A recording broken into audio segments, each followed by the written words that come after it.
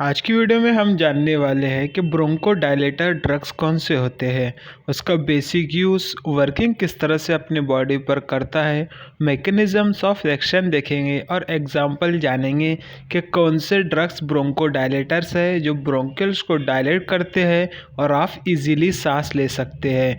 अब हम देखेंगे pharmacology of drug acting on respiratory system बोले तो जो आपके लंग्स वगैरह रहते हैं उस पर किस तरह से एक्ट करता है drugs.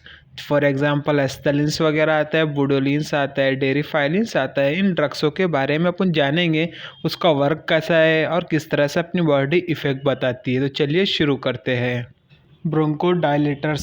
Bronchodilators are types of medication takes the breathing easier by relaxing the muscles.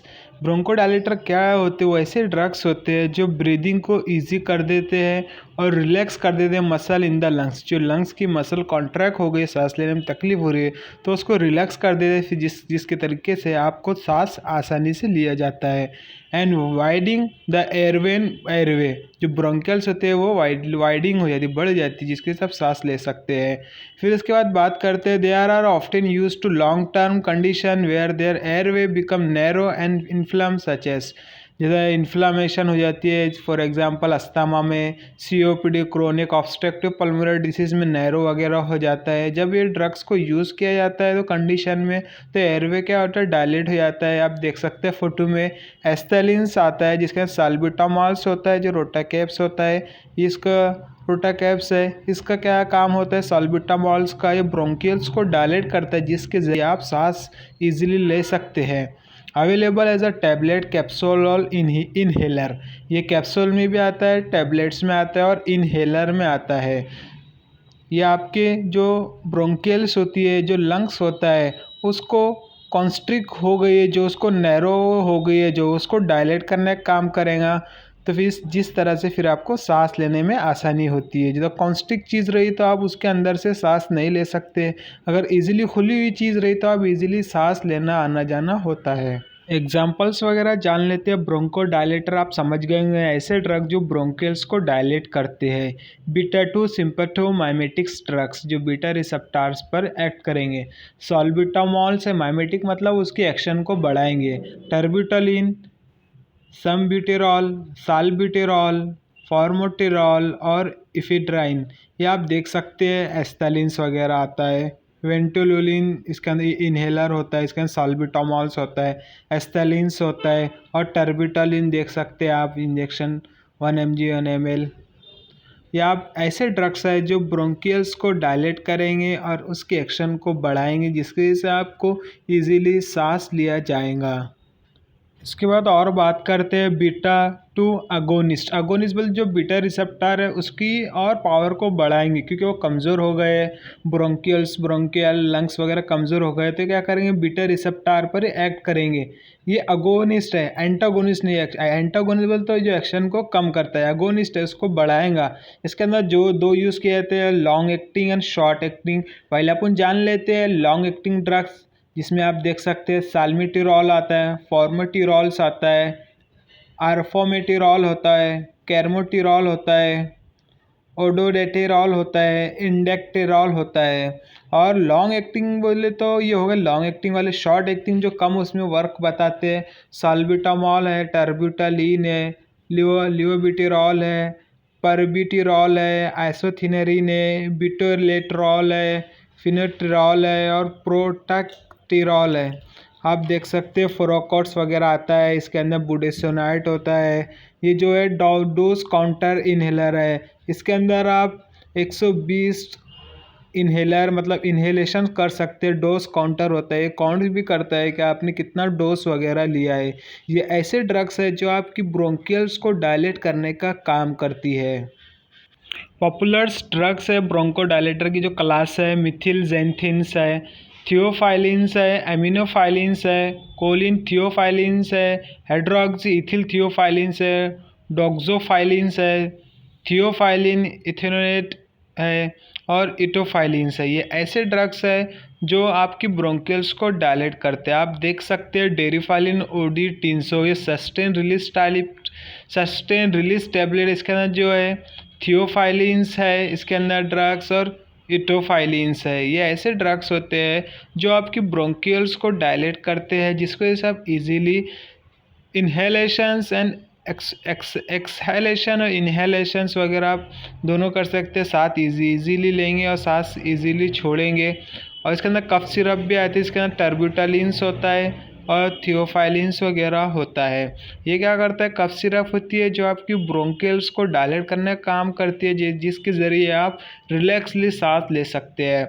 इसके बाद करते हैं आप जो इंजेक्शन आपको फ़ोटो में दिख रहा है, ये एमिनोफाइलिन इंजेक्शंस है। ये भी एक पॉपुलर क्लास है जो ब्रोंकियल्स को डायलेट करने का काम करती है। इसको इंट्रामस्कुलर्स एंड इंट्रावेनस भी दिया जाता है। इसके बाद बात करते हैं ब्रोंकोडायलेस्टर ड्रग्स, एंटीकोलिनर्जिक, जो कोलिनर्जिक्स की इफ़ेक्ट्स को अबाउट करते हैं, ब्लॉक करते हैं। Ipratropium bromide, tiotropium bromide, it is use to inhaler में या निबोलाइजर में यूज है to treat the asthma and chronic obstructive pulmonary disease, जो अस्थमा अटैक्स वगैरह आता है, इसके लिए यूज़ किया जाता है। देख सकते हैं आप टायोट्रोपियम ब्रोमाइड जो इन्हेलेशन है, इन्हेलर्स टाइप में आता है। और आप देख सकते हैं डूलिन इन्हेलर डोज काउंटर होता है, ये आपके डोज वगैरह भी बताता है। इसके अंदर जो है इप्राट्रोपियम वगैरह होता है, इसके अंदर ये ऐसे ड्रग्स होते हैं जो आपके ब्रोंकियल्स को डायलेट करते हैं, जिसके ज़रिए आप इजीली सांस लेते हैं। अब ब्रोंकियल्स डायलेटर का जो अपन देखते हैं बेसिक यूज़ किस तरह से किया जाता है, आप देख सकते हैं फ़ोटो में नॉर्मल लंग किस तरह से दिख रही है, जो उसका नॉर्मल अमाउंट्स ऑफ म्यूकस है किस तरह से देख सकते हैं आप। और अस्थमेटिक्स जब अटैक्स आता है लंग्स पर, तो म्यूकस किस तरह से ट्रिगर वगैरह करता है, देखते हैं आप। Swelling in lining, excessive mucus हो गया और जो अपनी लंग्स हैं वो कॉन्स्ट्रिक्ट हो गए, जिसकी वजह से क्या होता है, पेशेंट को सांस लेने में तकलीफ होती है। इसी को कहते हैं अस्थमेटिक अटैक्स। इसी के लिए यूज़ किया जाता है ब्रोंकोडायलेटर ड्रग्स।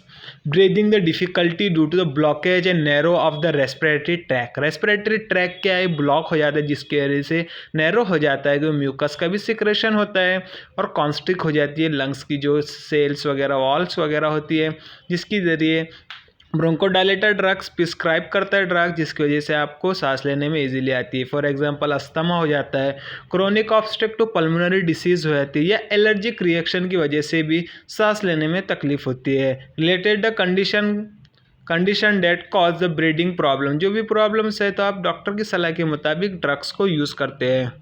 आप समझ गए होंगे फोटो में मैं आपको क्या बताना चाह रहा था, नॉर्मल लंग्स किस तरह से रहती है और अस्थमेटिक्स लंग्स किस तरह से रहती है।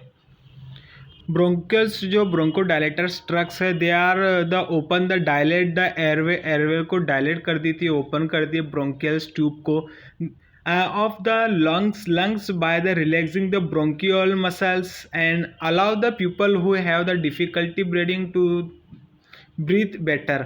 जब ये ड्रग्स को यूज़ किया जाता है जो डिफ़िकल्टी ब्रीदिंग में, तो वो क्या करता है, ड्रग्स रिलैक्स करता है ब्रोंकियल्स मसल को, या जो ब्रोंकियल्स ट्यूब है तो इसको डायलेट करता है, जिसकी वजह से आपको सांस लेना इजी हो जाता है।